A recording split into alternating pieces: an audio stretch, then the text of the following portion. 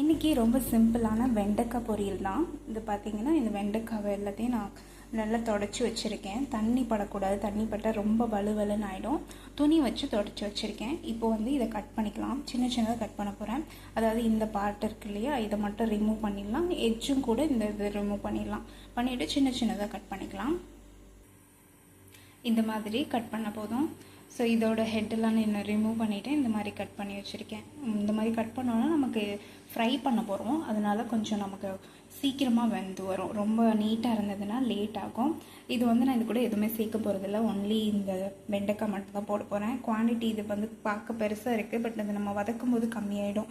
அதனால் நான் கொஞ்சமாக ஆனியனும் கட் பண்ணி வச்சுருக்கேன். இதையும் சேர்த்து கொஞ்சம் குவான்டிட்டி அதிகமாக வர மாதிரி பண்ணிக்கலாம். நம்ம யூஸ்வலாக நான் இது முட்டை சேர்த்து பண்ணுவேன், பட் இன்றைக்கி நான் முட்டை எதுவும் சேர்க்கலை. இது இல்லாமல் நார்மலாக பண்ண போகிறேன், ஃபுல் வெஜிடேரியன் ஸ்டைலில். ஸோ இப்போ இதுக்கு பார்த்தீங்கன்னா கடாய் சூடு பண்ணியிருக்கேன். சூடு ஆயிடுச்சு. எண்ணெய் ஊற்றிக்கலாம். நமக்கு வெண்டைக்காய் நல்லா அந்த வளவளப்பு இல்லாமல் வரணுன்னா கொஞ்சம் எண்ணெயில் வதக்கணும். ஸோ அதனால் கொஞ்சம் எண்ணெய் தாராளமாக ஒரு 1.5 டேபிள் ஸ்பூன் அளவுக்கு ஊற்றிக்கோங்க. உங்களுடைய அளவு எப்படி இருக்கோ அந்த அளவுக்கு நீங்கள் ஊற்றிக்கலாம். நான் ஒரு 1.5 டேபிள் ஸ்பூன் ஊற்றிருக்கேன். கடுகு போட்டுக்கலாம். எண்ணெய் சூடாகி கடுகு பொரியட்டும். அதுக்கப்புறமா அடுத்து ஆட் பண்ணலாம்.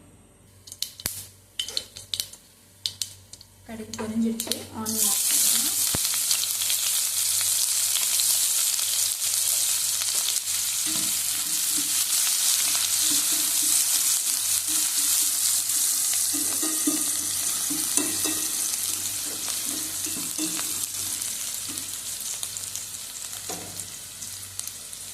இது நல்லா வதங்கணும்னு அவசியம் இல்லை. நம்ம இப்போதைக்கு கூட நம்ம அதோட வெண்டைக்காவை ஆட் பண்ணிக்கலாம்.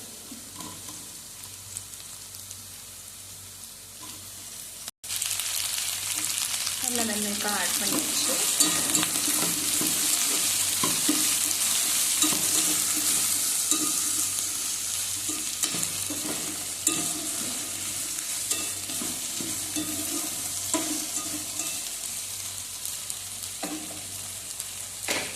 இதை நீங்கள் எண்ணெயிலே வதக்கணும். அதுக்கும்போது கொஞ்சமாக சால்ட் போட்டுக்கோங்க. தேவையான அளவு போட்டுக்கோங்க இந்த டைம்லேயே.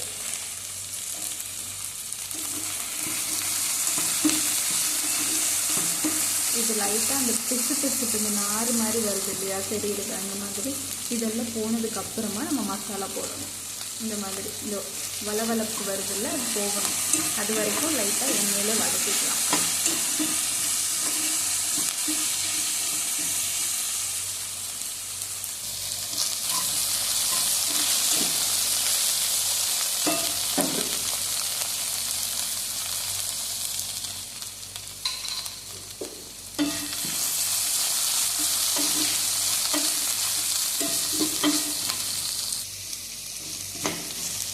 அவ்வளோதான். மசாலா போட்டு மிக்ஸ் பண்ணால் போதும்.